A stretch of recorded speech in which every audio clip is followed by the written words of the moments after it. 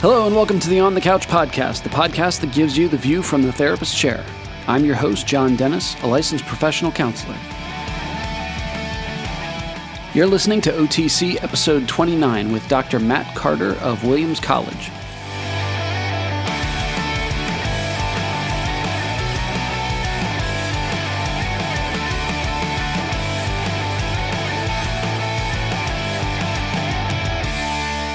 Here we are once again, OTC listeners. Thank you for stopping by and taking a listen to another podcast episode. I think it's only fitting that I bring you this episode focused on sleep and sleep hygiene, sleep for productivity. I bring this episode to you sleep deprived. It's I think like 11 o'clock at night here, 11:30, something like that.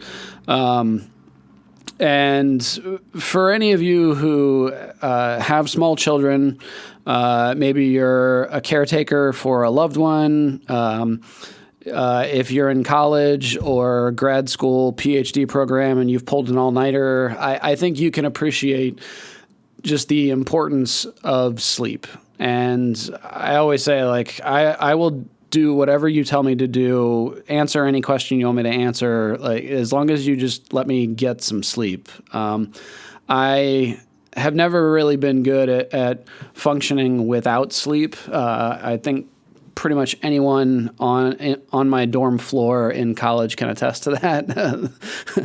And it's just so nuts to me how undereducated we are as a society about sleep and its importance. So I was really glad to be able to connect with Dr. Carter and just talk with him about the classes that he teaches at Williams, focusing on sleeping and eating and, trying to make a dent in the college landscape and educating students so that they are better prepared and just more aware of how big an issue this really is. I think it's also extremely fitting that I bring you this episode as we are only a few days away from daylight savings ending. So on Sunday, November 3rd, 2019, at 2 a.m., make sure everybody's clock adjusts, unless you're in a few areas, we will fall back. So in the fall, clocks get set back 1 hour. So this time we gain an hour. Everybody can celebrate. Again, unless you have very small children, because they don't give a crap about time and they do not recognize your daylight savings. They will be up no matter what, screwing up your schedule, and you won't really get to enjoy that 1 hour. So, oh well, you'll catch up with it later.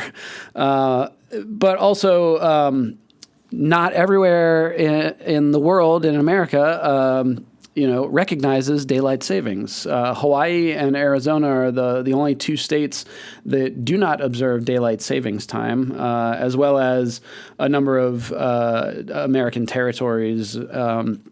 And that's always baffled me. And there's usually this like gigantic push on social media, every spring and fall where people are like, this is dumb. Why are we doing this? Why haven't they gotten rid of this? And then it dies down again and goes away. And then it comes back again and nothing changes, it seems.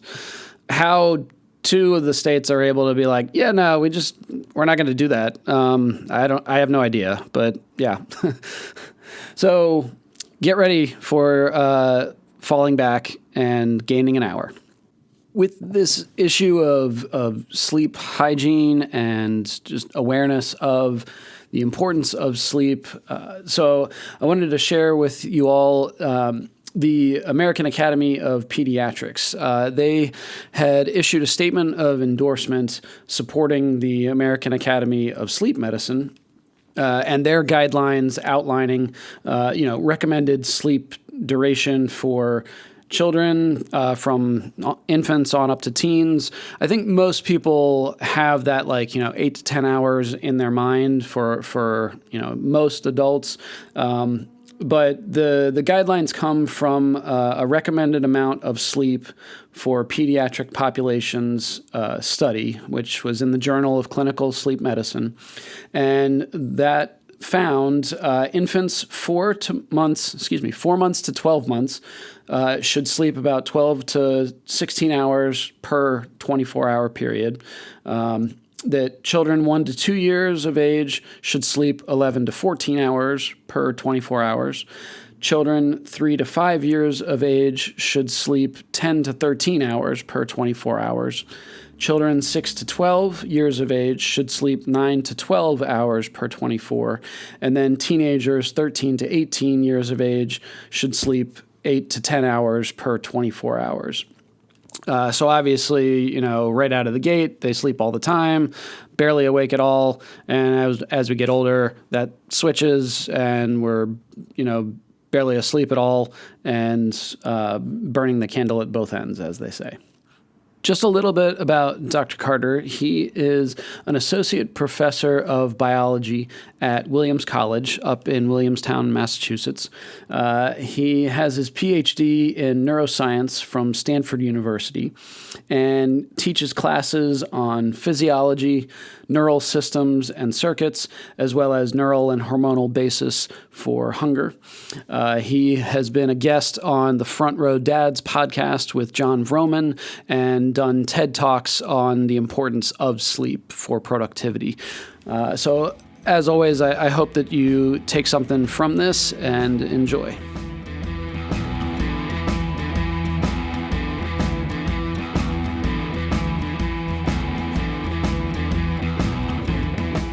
Well, so I have here on the Couch podcast Dr. Matthew Carter, who is a professor at Williams College up in New England.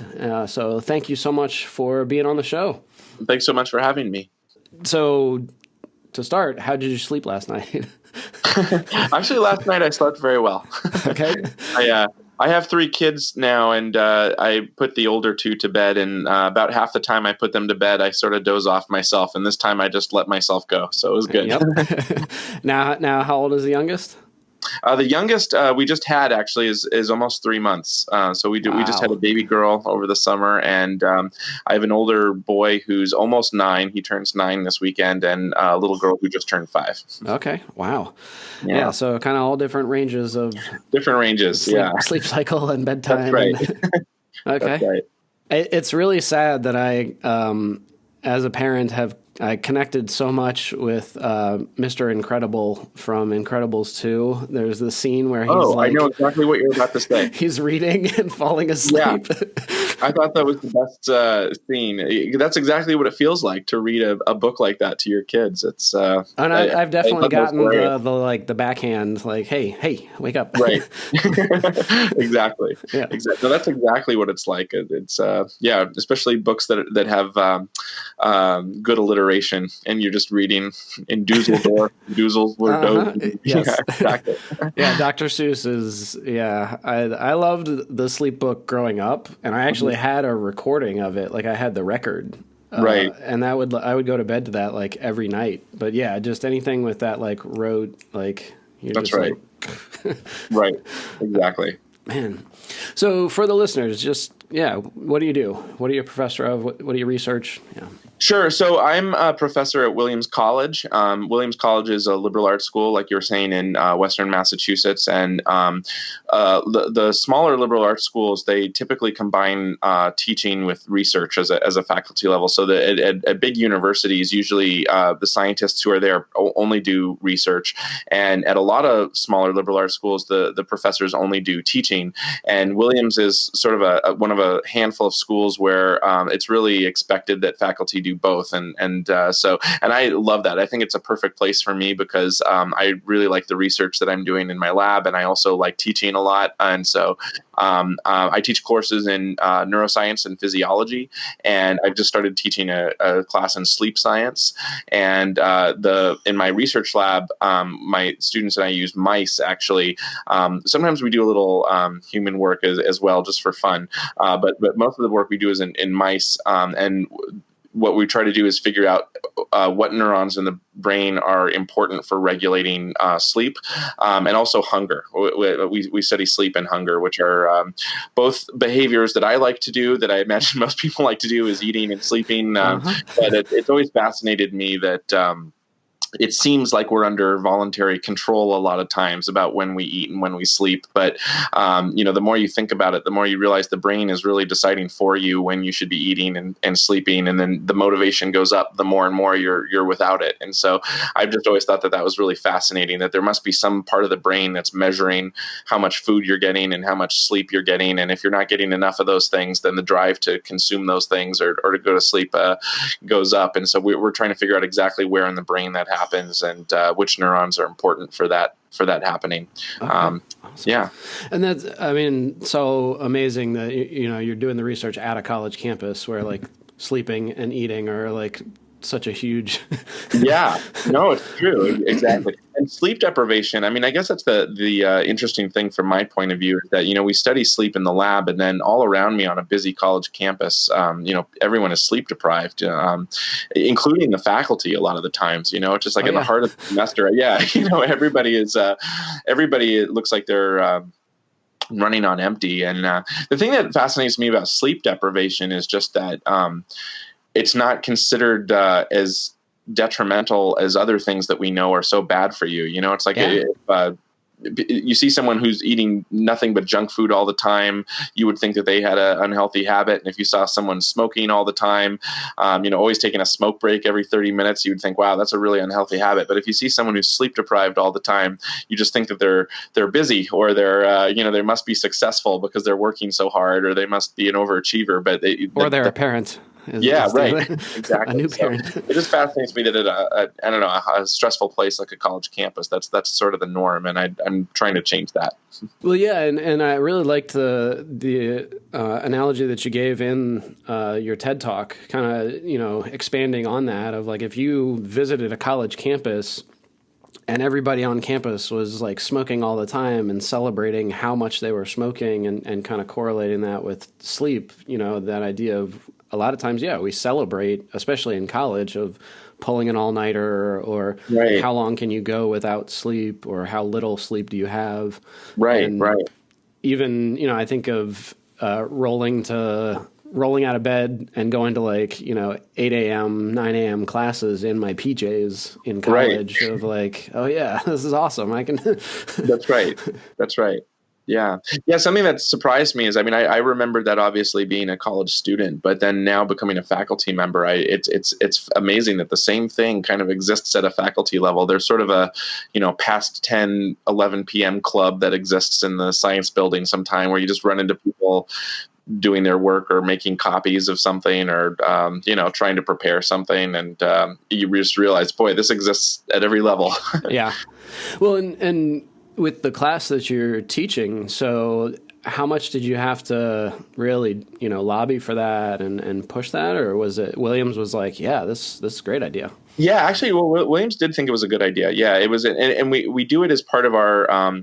We have a January term that it's not a full class like a semester class, but it's a great opportunity to teach classes that it might be harder to either expand to a whole semester or to do something more than a workshop or something. And so I actually thought that was the perfect length. It lasts 4 weeks, and so for 4 weeks we just go relentless into talking about sleep. And I deliberately made the class start later too, so that everyone could sleep in. And exactly. It wouldn't make any sense to do it at 9 a.m. or 8 a.m.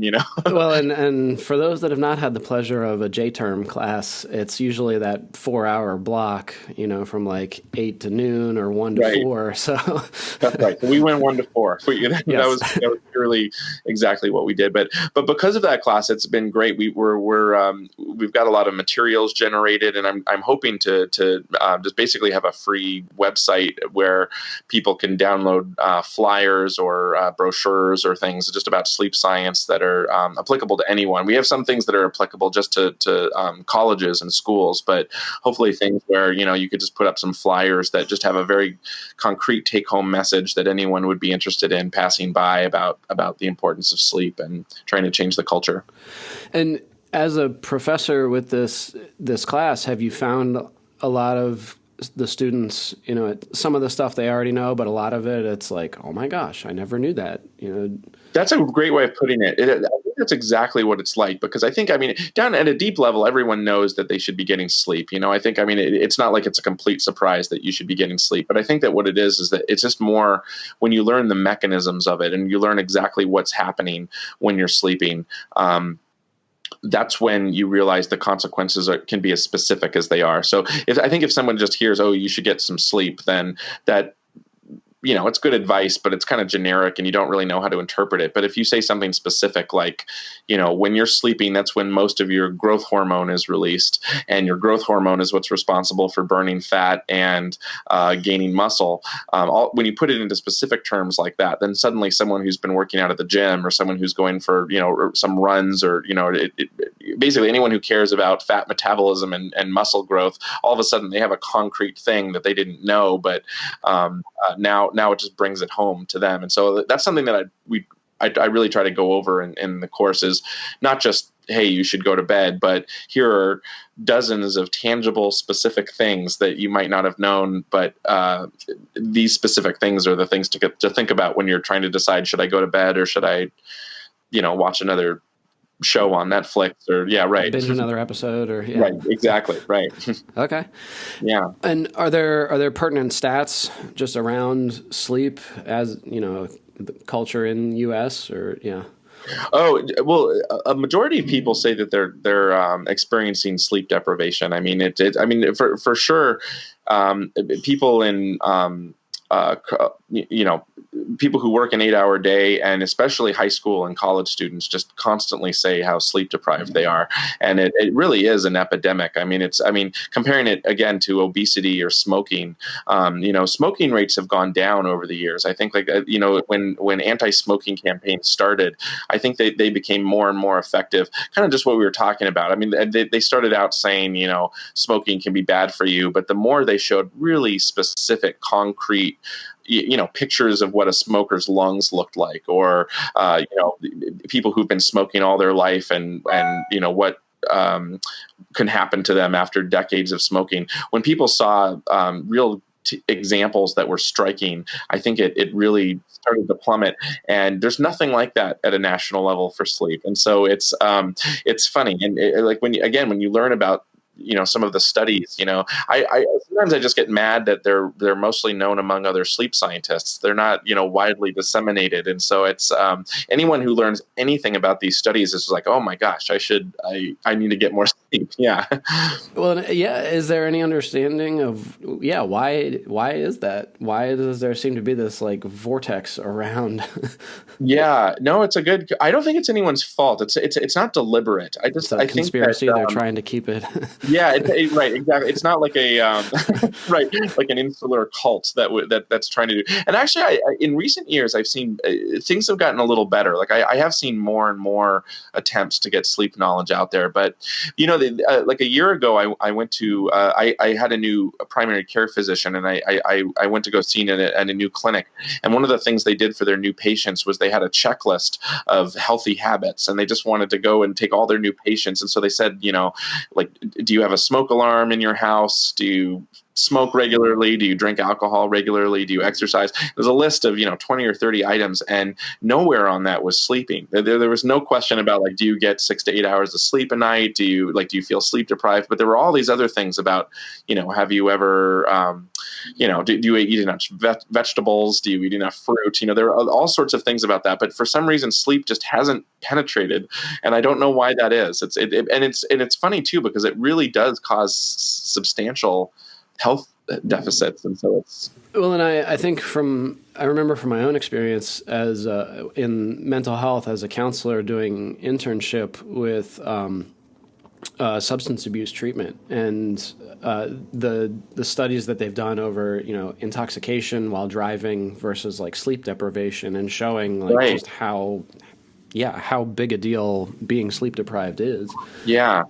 I think maybe one reason is that the consequences of something like smoking, you can easily point to the lungs or something. You could say, Sure. Okay, the lungs and the throat. And so if you compare, the lungs of a long-term smoker versus a non-smoker, that's a relatively easy thing where you can say there's an easier cause and effect that you can make for something like that. And same with obesity. It's like the more somebody eats really unhealthy food and doesn't exercise, the easier it is to say, oh, look, you're gaining weight, and this is a direct consequence of how you're eating. I think maybe the problems of people not getting enough sleep is that it's so global, and that the effects might not be as visible. It's not, you can't just point to the lungs. You can point to a lot of factors, and I think people don't realize how unhealthy it is. I think if you were somehow able to do the experiment of, let's compare the reasons people go to the doctor in this one city in the United States among people who are sleep deprived versus non-sleep deprived, you would see a huge epidemic. But it's very hard to measure exactly how that would be, and impossible to do those kinds of experiments. But Well, and I think also it's such an uphill battle because our entire society is set up against it in terms of you have to change the work schedule, the sports schedule, the education schedule, Yeah, that's right. Everything would be different. It's interesting too, the reason why people are sleep deprived. I mean, I guess I keep going back to this analogy of obesity and smoking or drug use or alcohol use, but drugs, alcohol, cigarettes, eating junk food, those are all things people would choose to do just because they feel good, but not necessarily because they have any other benefit than the act of smoking or the act of eating something delicious like a candy bar. But the number one reason people are sleep deprived is because they're busy doing good things. It's like nobody likes to be sleep deprived. Yeah, right, exactly. So there's nothing about sleep deprivation that feels good, like eating a donut or smoking a cigarette. But the problem is just that people would like to get more done, and really, if anything, it's an issue of time management, which I think is interesting. Yeah. Well, and I was thinking about it in preparation for this. To me, it also, like, the eating junk food and the sleeping seem to predate a lot of the other ones. You think of like smoking, substance abuse, things like that. That doesn't happen till later, typically, hopefully, later in life. Right. But you think of as a little kid, like doing sleepovers, that was like, you were like aiming for, I want to stay up all night and eat as much junk food as I can. That's right. That's right. Well, typically, something else that fascinates me is that, and especially now I have 3 younger kids that are all under 10. So we put them to bed, and we, have a nighttime routine with them, my wife and I. And I think this is true of a lot of families. It's like you don't let your 7-year-old decide when they're going to go to bed. You say, okay, it's bedtime. You get them ready for bed. But then the interesting thing is they get to a point where it's maybe late junior high school or high school, and all of a sudden parents back off. And maybe that's a good thing. I mean, I'm not saying that that's necessarily a bad thing, but we don't take care of ourselves when we get to high school and college the same way our parents took care of us when we were younger. And the discipline that we have putting our kids to bed is not the same discipline we have as we're going to bed. And so it all sorts of fall out the window. Well, yeah, I really liked that part of your TED Talk also. Yeah, you think of just the amount of preparation and focus and routine that goes into, a toddler's bedtime of like, you dim the lights and maybe they get a bath, they brush their teeth, they have PJs, you read them, you think of Boss Baby, where he's like, I get like 5 stories and 3 songs and exactly. But it's that routine, and yeah, as adults, we don't do that at all, other than maybe binge watching or taking our phone to bed with us. That's the only routine. That's exactly right. Exactly. Yeah. And I think it all breaks down in college. I mean, college students, they not only do they not have a routine, they every night is different. Every night there's a preparation for something that is stressing them out the next day or 2 days later, or there's some big social thing going on. There's just every night there's a million things distracting them, and they live the life of no routine. Most of them. Yeah. Well, and going back to the mental health side of things, when you look at the DSM, a lot of the onset of a lot of diagnoses is like 18 to 25 years old. That's the typical age of onset for bipolar, for, so many different things. And you're like, wait, what's happening at 18 to 20? Oh, crap. Yeah, exactly. Exactly. Wow. Right.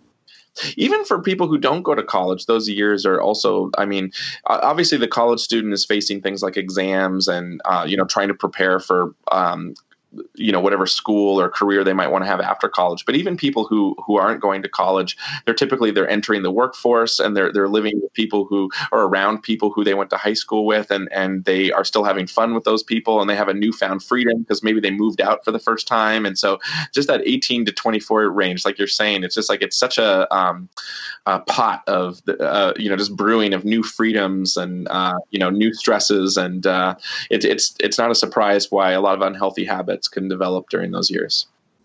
So, what are typical either myths or misconceptions that people have around sleep? And I know you've talked before about it's not just quantity, quantity and quality. So, yeah, can you kind of?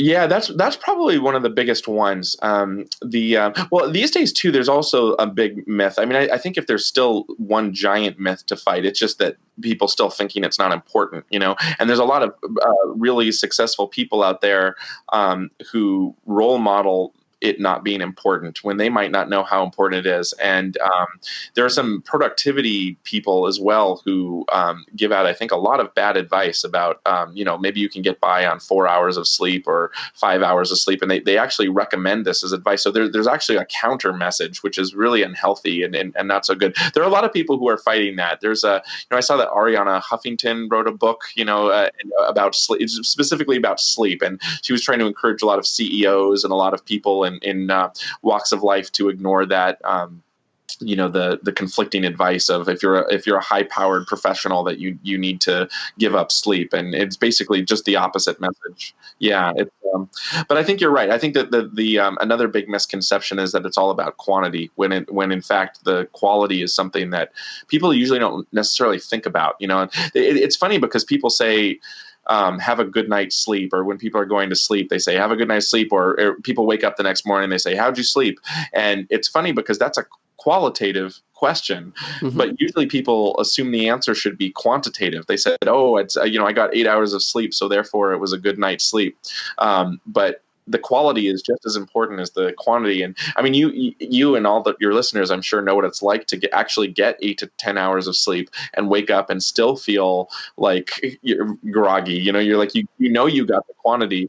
It's just something else is wrong. And the quality is just as important. I also think that the regularity of the quantity is also important. I mean, that was one of the things when I learned it. It really surprised me.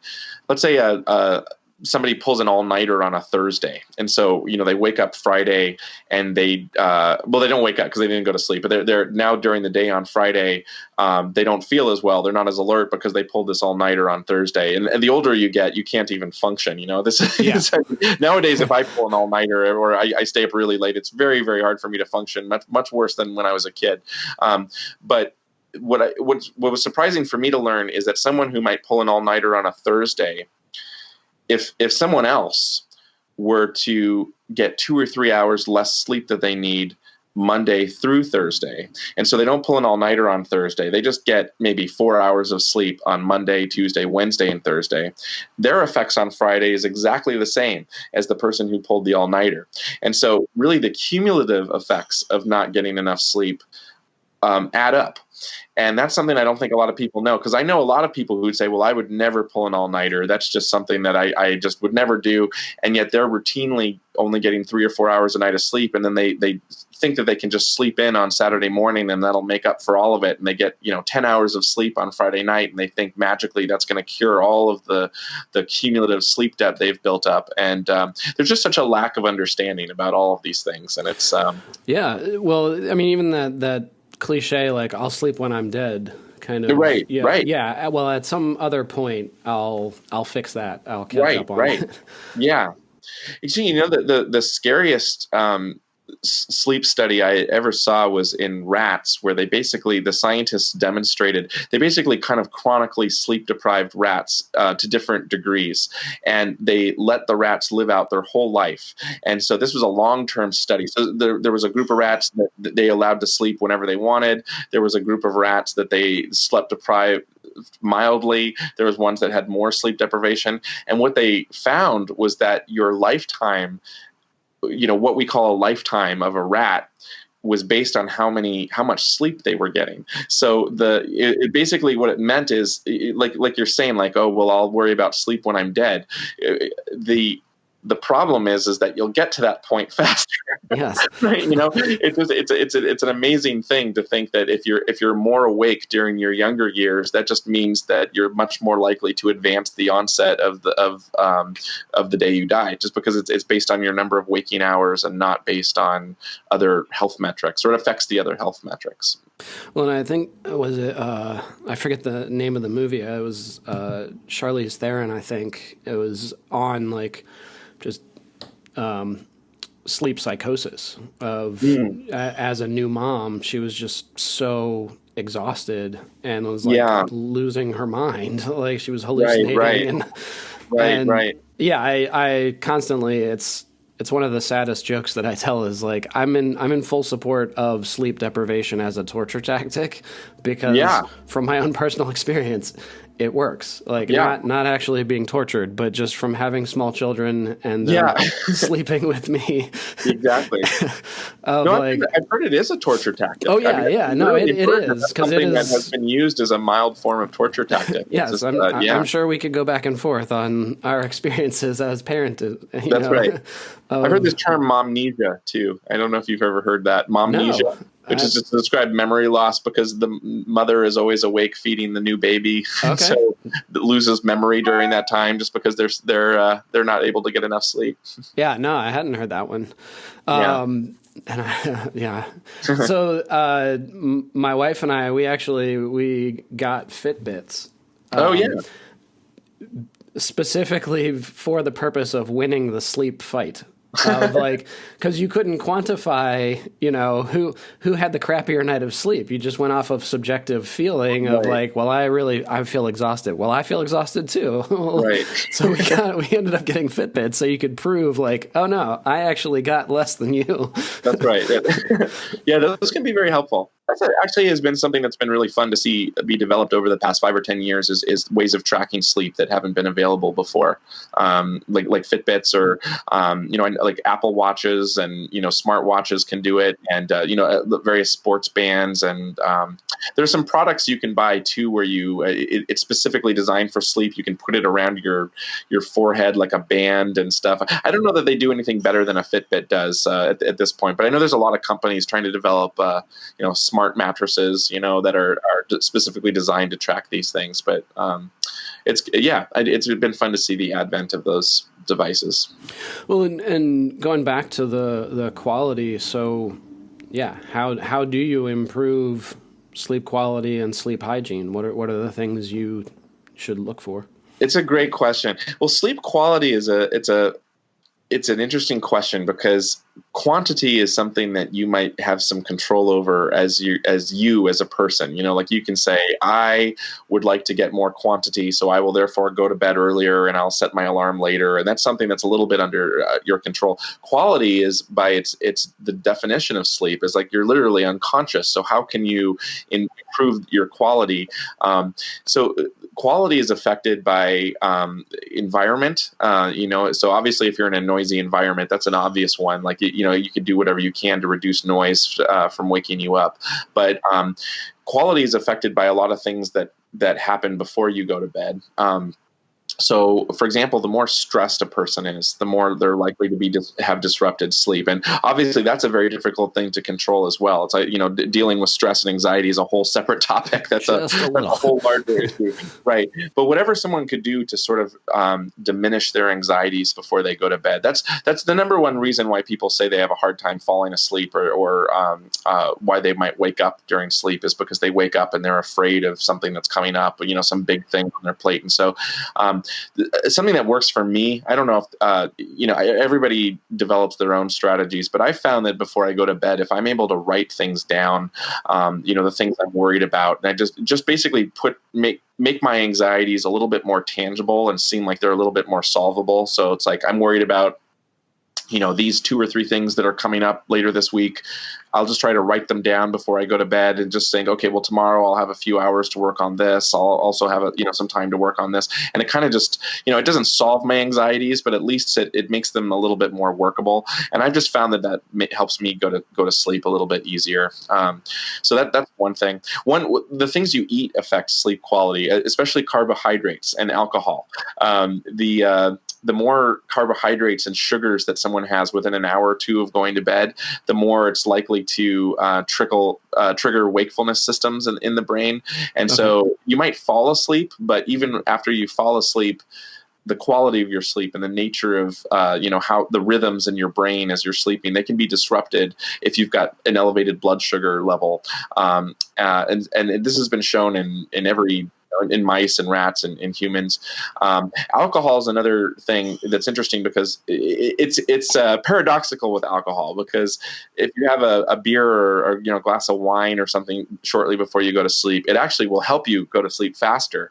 So it maybe, and some people deliberately do that. They have a glass of wine or something before they fall asleep. The problem is that wine or any alcohol is metabolized by the liver into carbohydrates. Mm-hmm. And so it's you consume it as alcohol, it's a depressant, and it helps you go to sleep. But then as the alcohol is metabolized, you all of a sudden have an elevated blood sugar, and the elevated blood sugar can interrupt your sleep-wake cycles and cause you to have a decreased quality as well. So I try to basically do it, whatever I can to calm myself down, diminish my anxieties however I can. I try not to eat before I go to sleep, at least not carbohydrates. If I'm going to have a snack, maybe I'll have, if I really have to have something and I'm feeling really hungry, maybe I'll have some nuts or something that don't necessarily have a high carbohydrate content, but they have a relatively high fatty content, but that's okay. It doesn't get metabolized into carbohydrates. I didn't say that the last big thing that I always recommend, it's more what not to do is phones and tablets and computers and anything that has a screen on it, including TV. It's funny that 20 years ago, the big problem was just people watching TV, and people would stay up to see some late night show or something. But at least the TV is far away from you. No one watches TV right up close. So it's across the room. And 20 years ago, there was no Netflix, and so you'd watch your show, it would end, and at a regularly scheduled time. Yeah, at a regularly scheduled time. There was some routine. And so now there are so many problems with the advent of all these screens. Is that one thing, just at a physiological level, is that light inhibits sleep, and there's a mechanism for that. It literally, most of the light that hits your eyes goes to your visual cortex, and that is responsible for conscious vision. But there's some light that hits your eyes that doesn't even make it to the part of the brain that helps you see. It goes to a part of your brain called the hypothalamus, and it regulates sleep.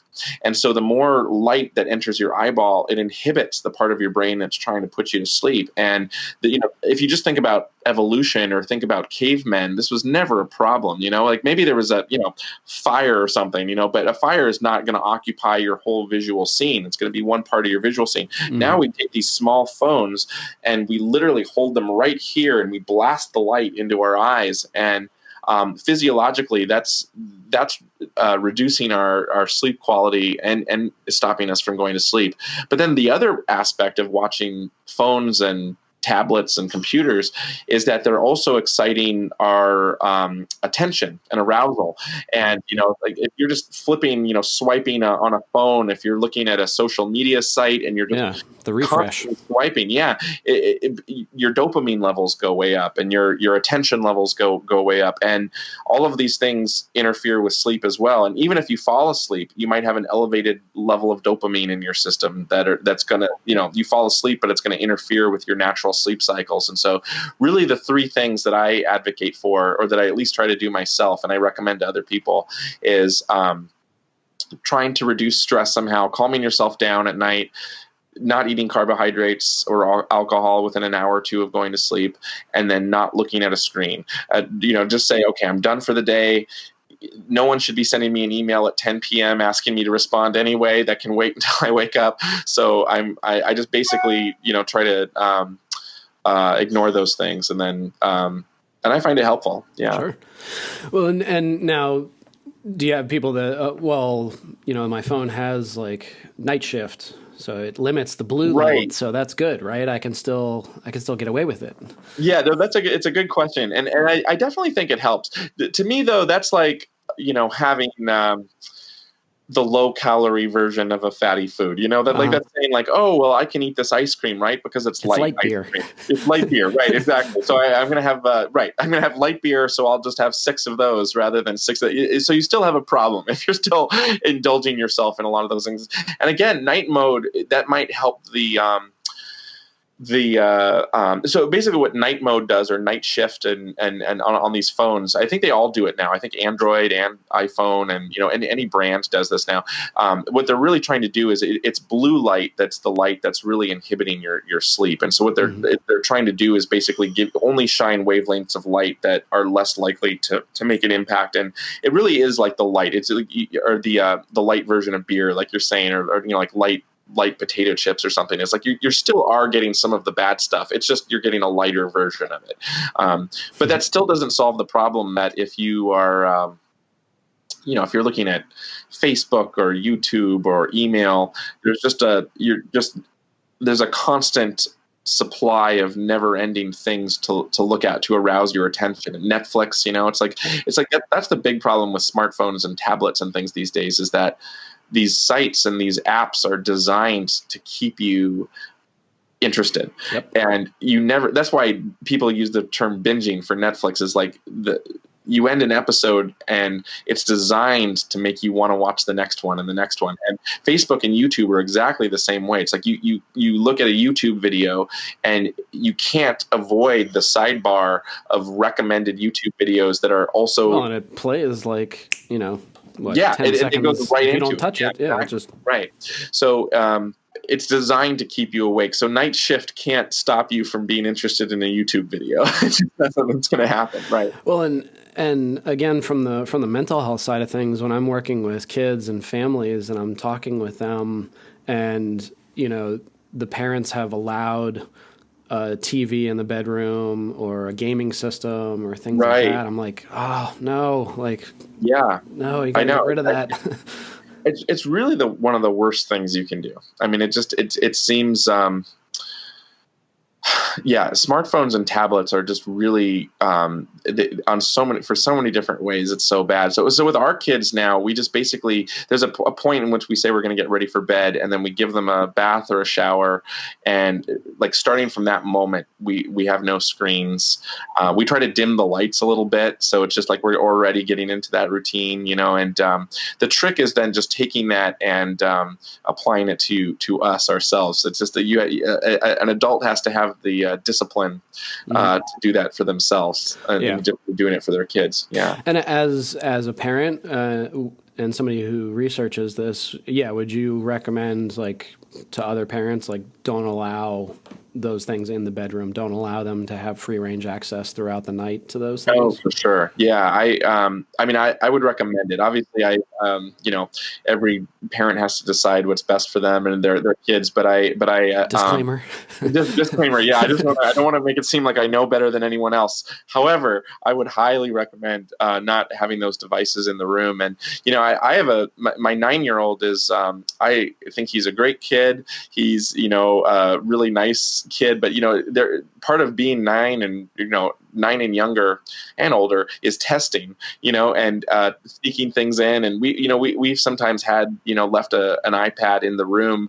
We said, okay, shut this off and go to bed. And we know there's been times where they've pretended to be asleep, and then we'll leave the room, and then they go and they'll switch it on and they'll figure it out. And so if you have a TV in the room or a computer, so like we deliberately, we have a computer in our house, and we put it in a separate room.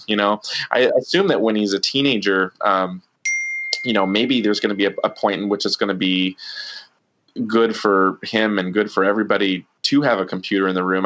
We haven't explored that yet as a parent, about whether he'll need, something to write up his high school reports or something like that. But ideally it wouldn't be in his room. Ideally we would have like, a separate place, or, like, okay, why don't you do your homework? I don't know what it'll be yet, but we'll get there. Yeah. Right. You're listening to OTC episode 29 with Dr. Matt Carter of Williams College. We'll be right back after a brief word from our sponsor.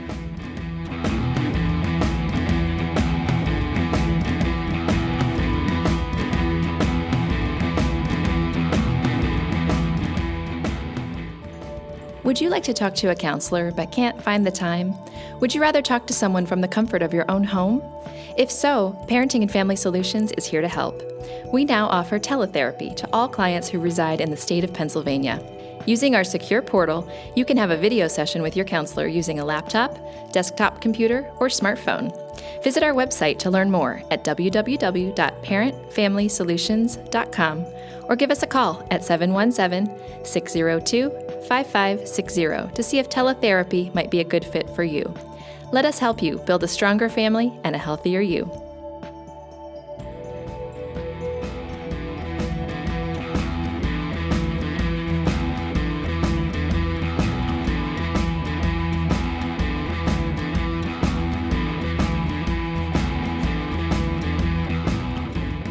So you were saying strategies targeting anxiety, because some of the listener questions that I got back were specific to anxiety of like racing thoughts. So Right. you were saying trying to write some of that stuff down, and I've heard you talk before in terms of sleep fragmentation and micro arousals. That's right. Can you kind of explain what those are, and then would you also say the same thing of like, okay, if I do get woken up by those racing thoughts in the middle of the night, would it be good to write that stuff down then and then try to go back to sleep? Or Yeah, those are great questions.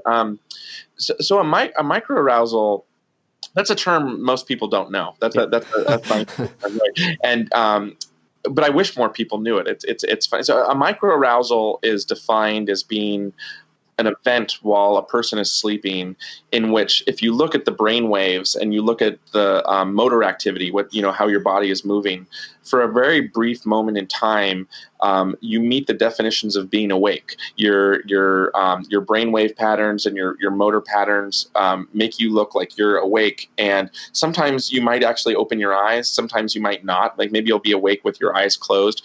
But the number one point is that your sleep stages, what your brainwaves look like when you're sleeping, are fragmented. It's kind of just like, maybe this is a crude analogy, but it's like if you're watching a video on the internet, and you know how sometimes maybe there'll be a period of a second or a couple seconds where the video is stuck, and then 3 seconds later it'll just keep going. But like for that point in time, it was just stuck.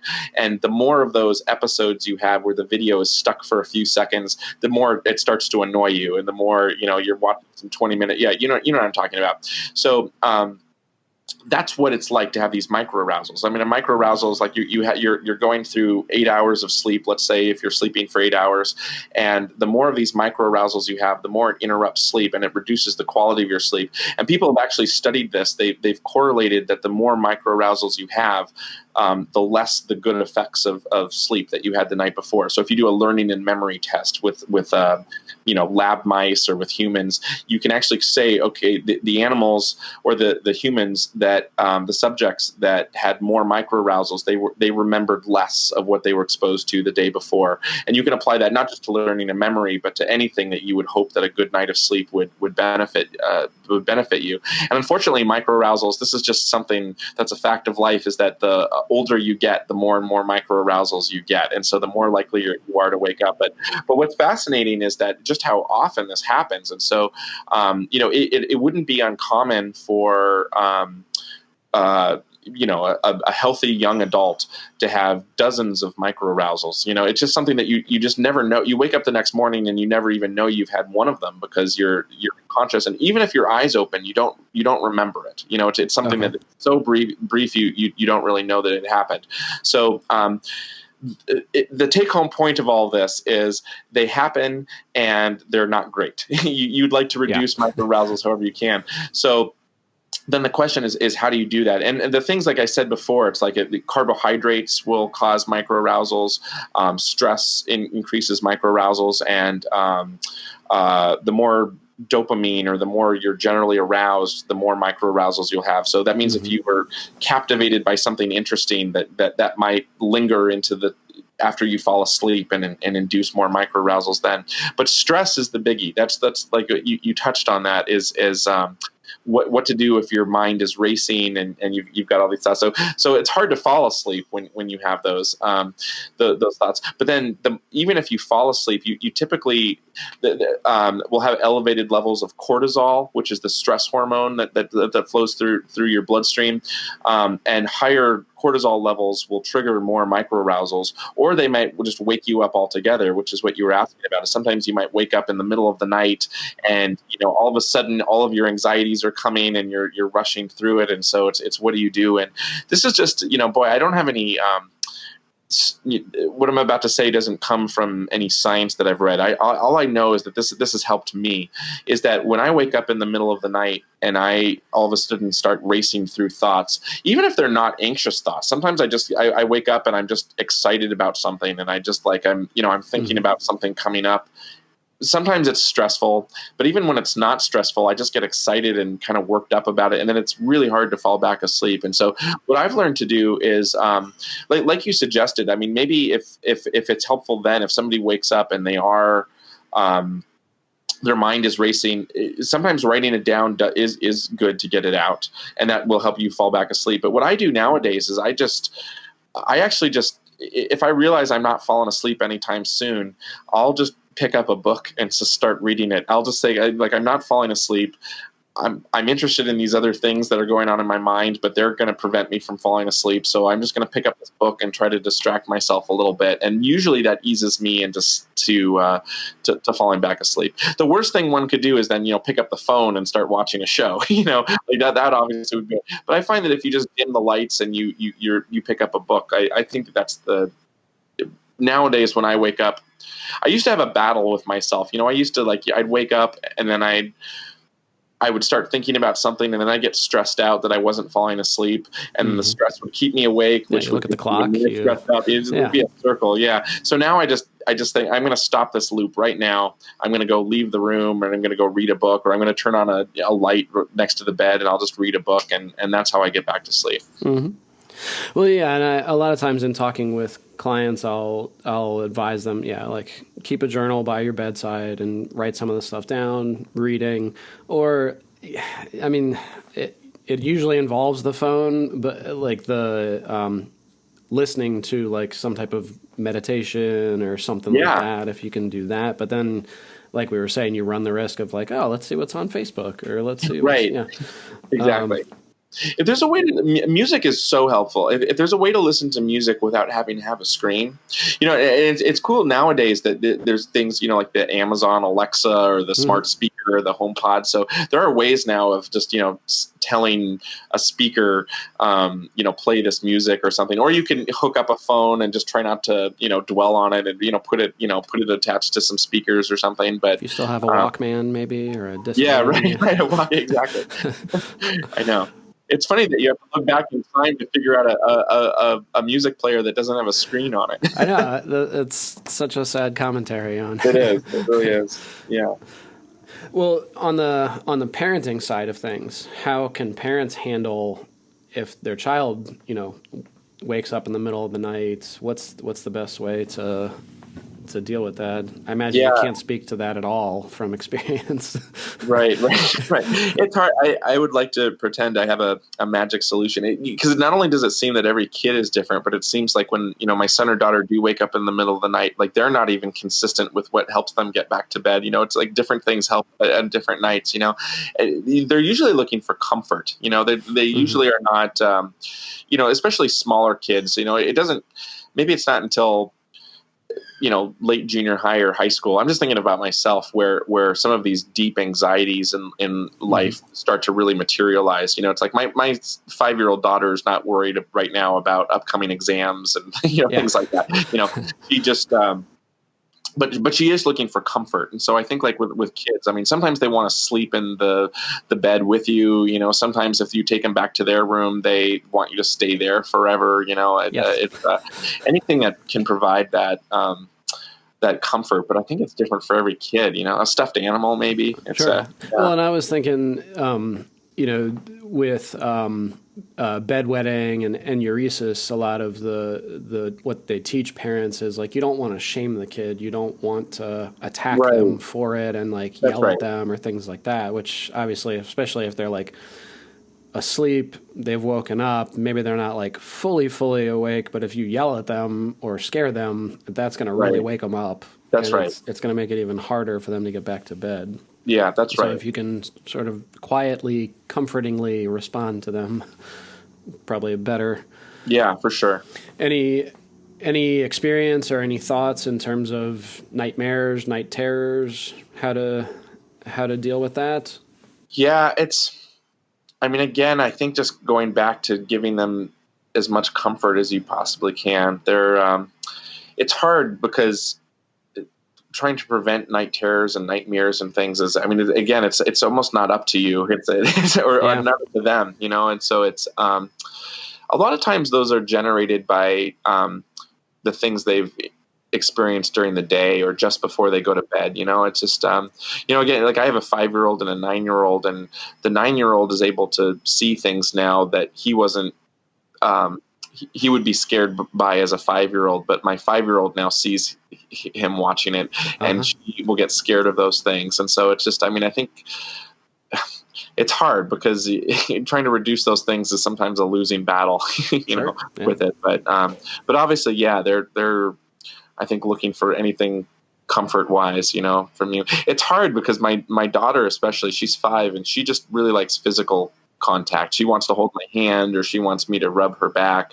And if she's taking a while to fall asleep, like sometimes I don't have the stamina, especially in the middle of the night, for 20 minutes of doing that. So it's hard to try to wean them off that, but also give them what they need to fall asleep. It's Well, and we'll kind of break the next one up into 2 parts. This one listener had asked about, for an adult, how do you know when is it time to, go to like a sleep study or something like that versus talking to a therapist because it's more anxiety based? Yeah, no, that's a really good question. Actually, with sleep problems, an interesting thing is that a lot of people who have sleep problems don't know it, that where they could get clinical help from it. Like sleep apnea actually is something where usually a lot the of spouse knows. Yeah, I was just going to say that the spouse knows before you do that there's something wrong. And that I can actually, and we were talking about sleep quality before. Snoring and the lack of ability to take a breath, obviously that affects sleep quality. Be permanently damaging. Yeah, right. And a lot of times it's your partner, your spouse that knows before you do, because they might be awake for some reason and seeing you not only snoring, but having you're taking a breath very infrequently, and there's a lot of things that might cause sleep apnea. But a lot of the people who are diagnosed with sleep apnea just didn't even know that they ever had it. It's something that, that's the problem with sleep, is that you're unconscious. So you can't watch yourself sleeping. And so it's very hard to know. But I'd say, like all things, if something gets to a level where you feel like you're out of control, I think that's the time to go seek out a doctor or a therapist in some sort. And I guess the decision between a sleep physician versus a therapist might just be a therapist would be able to help with psychological issues and mental health issues, and whereas a sleep scientist, they could perhaps coach through certain things, but a sleep scientist will know exactly what's disrupting sleep specifically and treatment specifically for the physiological aspects of sleep. But I'm always thinking when something gets away from your ability to control it, that's the time that it's time to seek out other help. Kind of like the difference between someone who would like to be eating better and sometimes they still, this applies to me. I like the times where I'm thinking like, okay, I'd like to try to eat a little bit better. I'm going to try to, lose a little bit of weight, but I still pass by a bakery and I smell it and I'm like, oh man, I really want that donut. So that's okay. But if there's a time where I feel completely out of control, that's when it becomes an eating disorder and I need to go and I need to get help. And, and I think there's, lots of different examples of all of that. so the difference between someone not getting a good night of sleep and someone really thinking, I'm doing everything I can to try to get a good night of sleep, and I'm still waking up feeling groggy, or I can't fall asleep for hours because I'm worried about something. That's when I would recommend going and getting some help. Well, and I usually recommend, check with your primary care doctor, asking them, should I be going to a sleep doctor? Like, how do I find one? Do you guys have any referrals or things like that? Right. I always say with, if somebody brings their kid in to me and they're like, we think he's got ADHD, you're not going to jump immediately to like, well, let's put him on Ritalin. Like, yeah, right. Exactly. Exactly. You're like, well, did you talk to an eye doctor? Like, where does he sit in class? Like you want to kind of check through some of those other things before you just jump straight to psychopharmacology. Exactly. And I think usually you need to experience these things, more than once in order to realize that it's a problem. Obviously if somebody is, if it's hard to fall asleep one night, that's not necessarily an issue. But if this is something that's recurrent, that's happening over a long time, I completely agree. Mm-hmm. And now I've heard you talk before about melatonin. And that's right. I absolutely love Dr. Zarbi's naturals. If I ever meet Dr. Zarbi's, I'm gonna right. Whoever they are, if it's actually a real person, they've had such an impact on our family life. I just can't even express. Our 6-year-old, yes. So we held off for a while, and then we were like, I think we need to try this out because she really struggled with delayed sleep onset. Right. So in terms of melatonin, I know there's valerian root, which you'd think, but they'd figure out some way to make it smell better by now. But that's right. And then lavender, I know a lot of people will espouse those. Lavender. Yeah, melatonin has a very worked out physiology. I mean, melatonin is natural. It's when I was talking before about how when you look at light inhibits your ability to go to sleep. It's specifically melatonin that's working out. So the cells in your hypothalamus in your brain that are sensitive to light, they're really the cells that are regulating melatonin release. And melatonin is a hormone that fluctuates throughout your whole brain and really sets the stage for promoting you in a sleep state rather than a wakefulness state. And melatonin is safe. I mean, it's natural. I mean, you make melatonin, and so it's very healthy. I mean, obviously, if you follow the dose, you don't want to down a bottle of melatonin. Here you go, but kid. If you follow the recommended dose, it's very, very safe and healthy. It's not like an artificial drug that is made in a lab. I mean, the melatonin you buy is, obviously it's processed in a lab, but it is the same stuff that your body makes, and a lot of people find it very, very effective. It's very safe. It's effective. There's a good percentage of people who find that taking melatonin doesn't help them. Yeah. So it works in some people, but not others. More people, even the people who it doesn't work with, they find it helps with jet lag a lot. I think like most people, melatonin is really effective for conditions of jet lag. If you just got back into town after a trip or something, where you cross time zones, but it is effective for most people to try to go to sleep. And so, we've tried it. My 9-year-old son has tried it as well. And I do find it's pretty effective, but it's very safe too. Yeah. And now, is there any concern of being on it long term, or is it just as needed? Or I wasn't sure if there's any recommendations out there of concern of becoming dependent on it, or I mean, I know you were saying like if you're downing the whole bottle, sure, that's a problem. I haven't personally heard of anything. I should clarify too that I'm not a medical doctor, so anything I'm saying is based on knowledge of sleep studies. But that being said, I have not heard of anyone who's ever been dependent on melatonin. So maybe there's somebody out there who's listening to me saying that and knows otherwise. But I have not heard of anybody growing dependent on melatonin. I've just only heard that it's a good thing for those who it's helpful with. And usually the way I describe it to people is like it helps with sleep onset. It's different than like NyQuil or finally NyQuil and Vicks woke up and were like, oh, maybe ZQuil. Let's. Yeah. This is why everyone's using our product anyway. Right. You know what I have heard actually is more detrimental to more people is other over-the-counter sleep aids. That melatonin is natural, but there are a lot of other over-the-counter sleep aids or prescription sleep aids.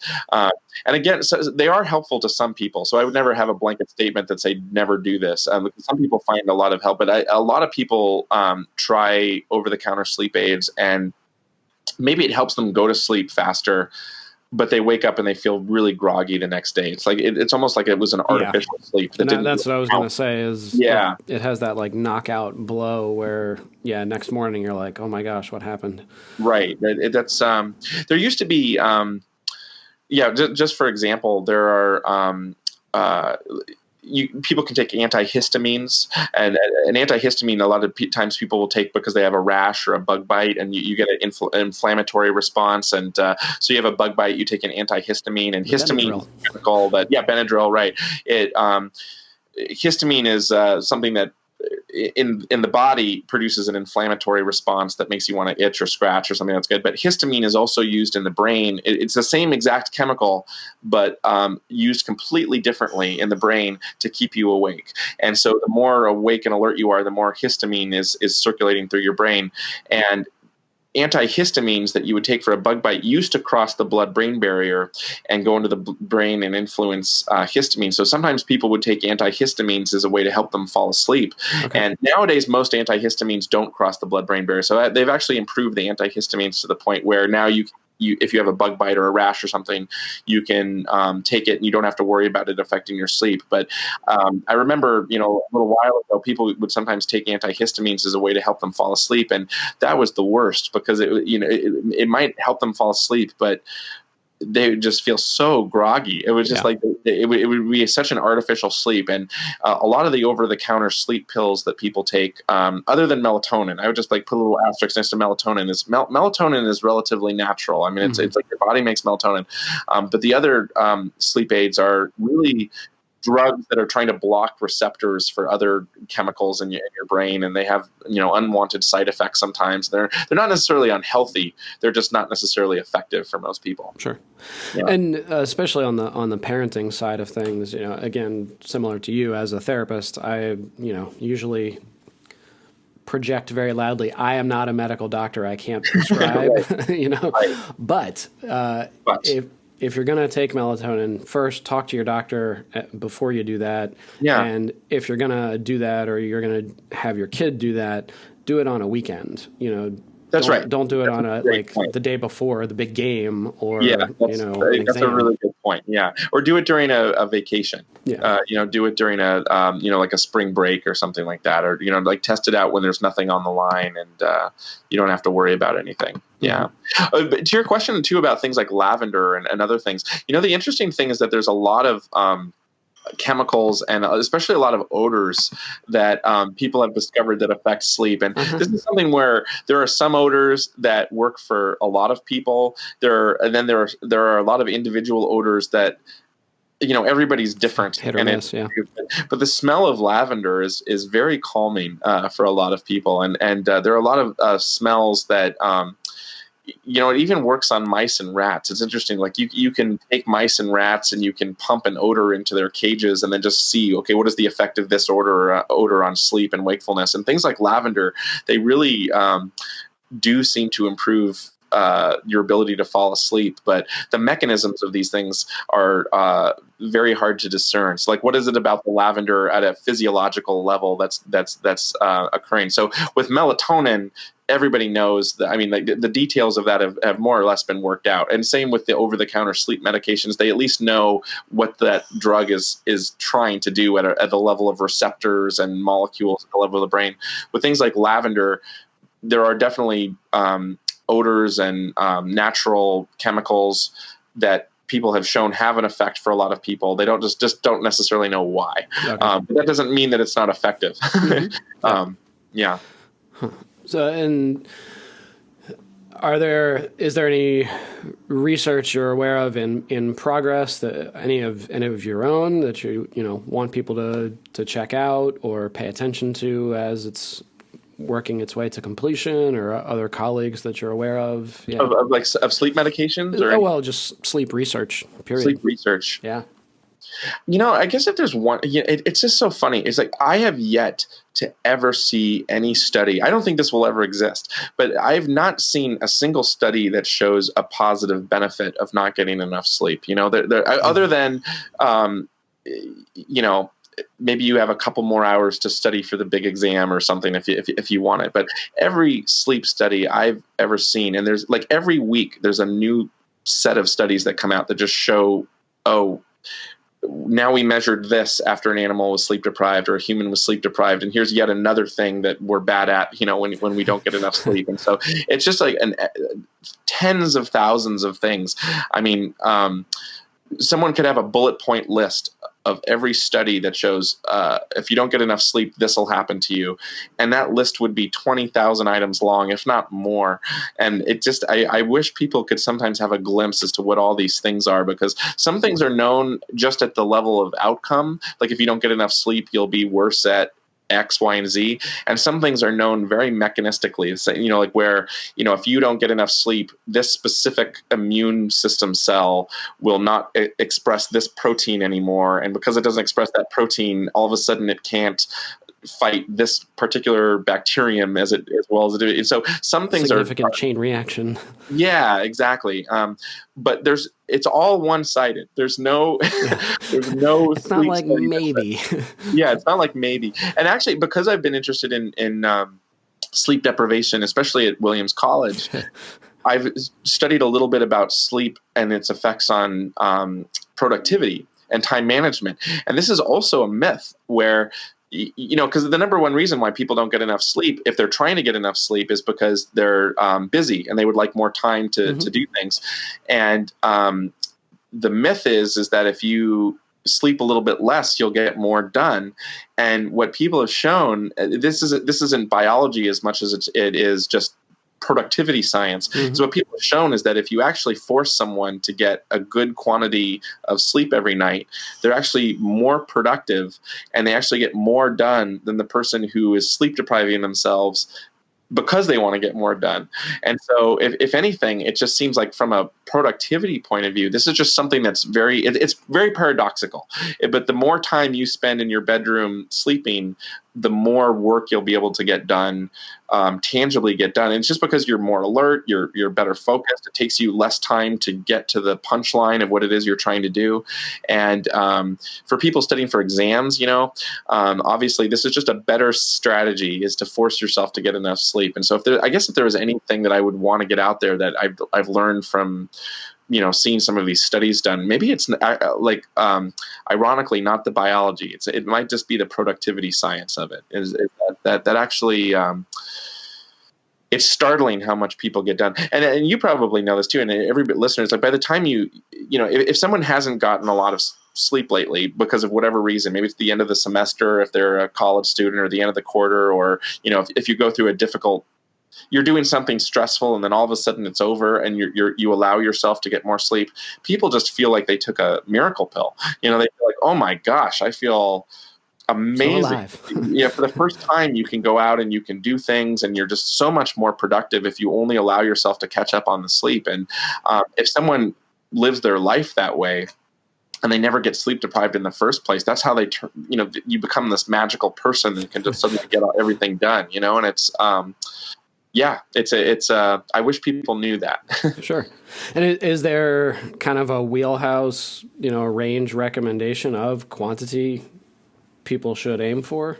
Yeah, that's a great question too, because usually the term that gets thrown out is 6 to 8 hours, and that is it's like reading how many calories should you get a day, and the FDA recommends like 2,000 calories or something. So it's a good recommendation if you don't know your specific level. But the thing about the amount of sleep you should get is just it's exactly the same as how many calories you need. Somebody who is who's a bigger person, maybe they're taller and they've got bigger bones, that person will need more calories during the day than someone who's shorter and thinner.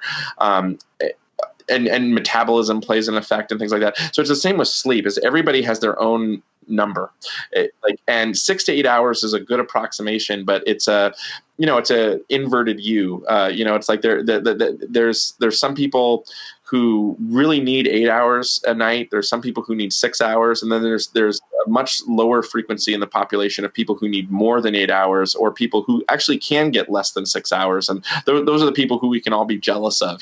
Those are like the people who can eat and eat and eat and never gain weight, is because they have a high metabolism. So the big question is, how can you figure out what your magic number is? Because that's something that everybody would love to know. And it's tricky to figure this out. Is basically what it requires is for you to get a regular amount of sleep, and then not set an alarm in the morning, or at least have a window of an alarm. And so the way to figure this out is basically to pay off all of the sleep debt that you've accrued. So basically,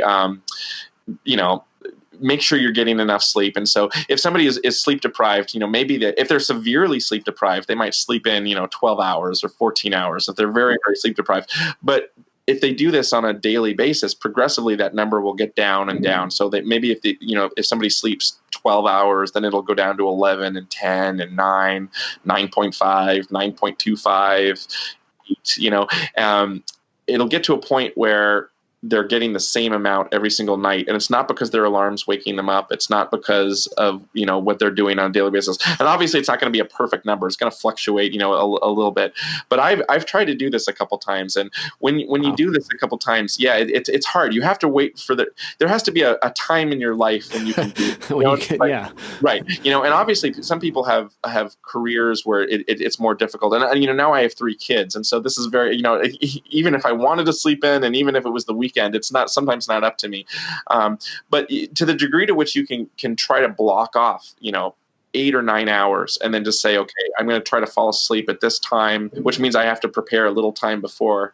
That's what tells you your magic number. And it's basically, once you've paid off your sleep deprivation, measuring the amount of sleep you're naturally getting. And for most people, that's between 6 and 8 hours. But, I think the funny thing is usually people hear that term 6 to 8 hours and they say, oh, good, 6.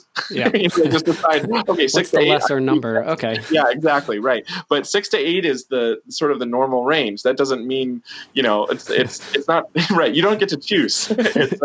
And so maybe everyone should be estimating 8. And that's, well, and it sounds like the perfect time to find that number is the summer after 12th grade.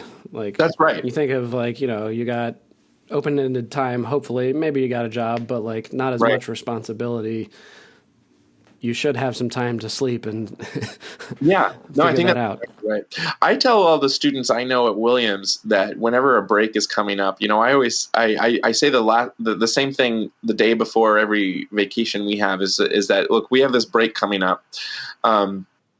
Don't let anyone tell you you're being lazy when you go home and you want to sleep in. Don't let your parents say this. I mean, blame it on me. Just say my professor at college said that this was okay.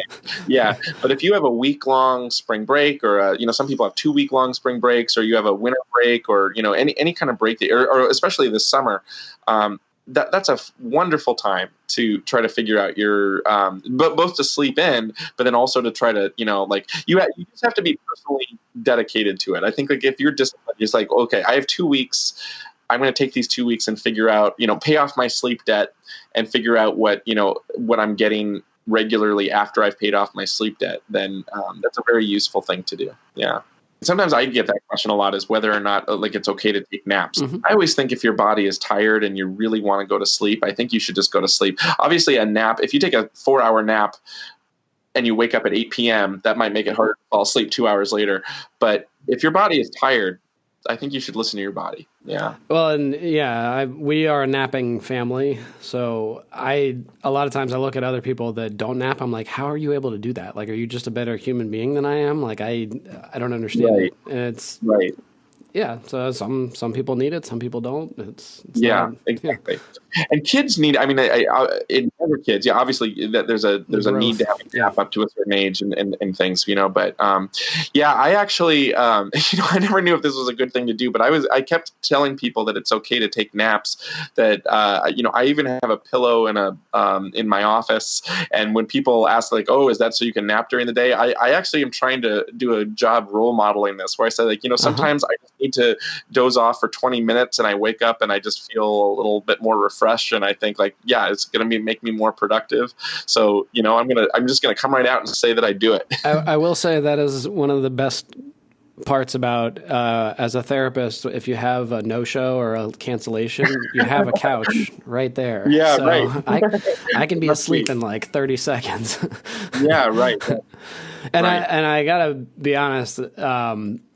I have this picture of your, imaginary classroom in my head of like, very soothing, like pillow, like almost like circle time in, Oh. in like kindergarten. Right. It's all take a group nap There's together. yoga mats everywhere. And Yeah. At Williams College, there's a science library that there's a big science center where all the science departments are, and then in the center of the building there's a library, and the whole building kind of wraps around the library and has all these windows that look down on the library. And what I think is so funny is that a month or two into the semester, there's all these comfortable places to go in the library, and there's beanbag chairs, and there's all these other things. And anyone can just look through the window. I'll just be walking down the hall, and I can look into the library, and I can just see all the people sleeping and various things. And it reminds me of nap time, like when when they're 5 years old, they're just like, oh, okay, here's all the people, nice. sleeping on their naps. Yeah, yeah. Well, and the last one I would ask before we wrap up, because I know you got to bounce. In terms of shift work, of a lot of like truck drivers and third shift, is that, I don't know, when I hear it as a therapist, I'm like that's just so bad for you. Yeah, no, I feel exactly the same way. And this is the thing where objectively it's not ideal.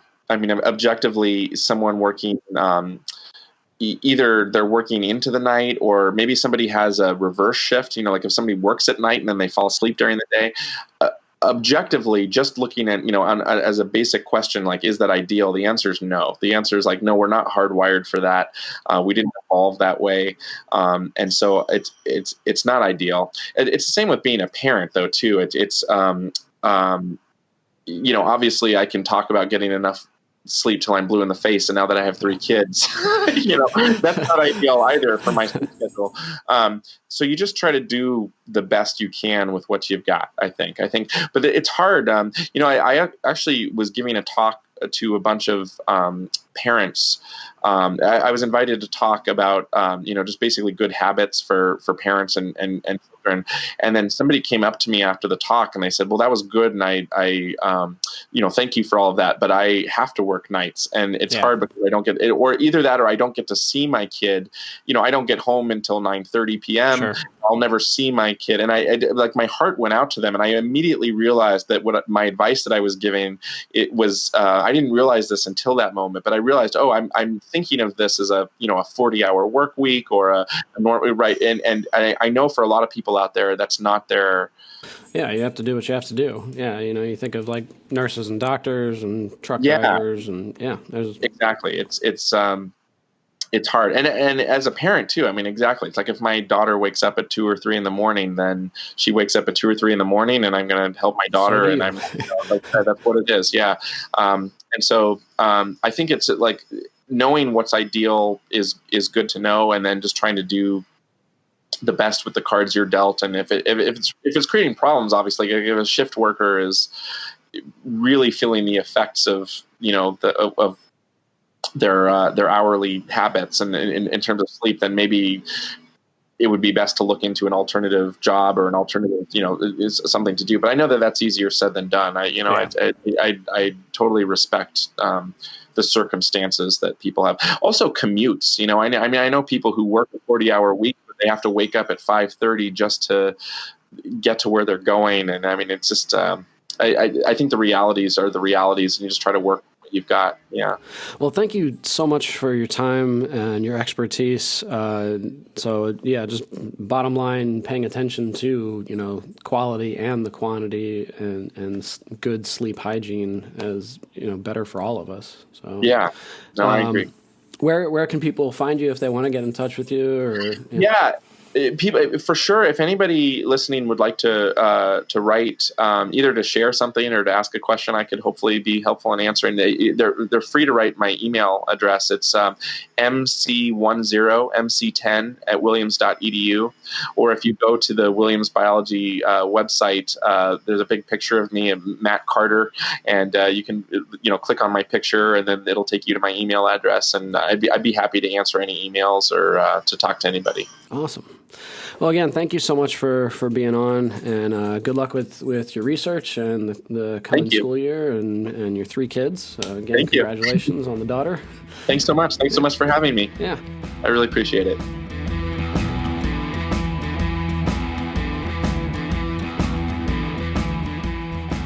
So that was episode 29.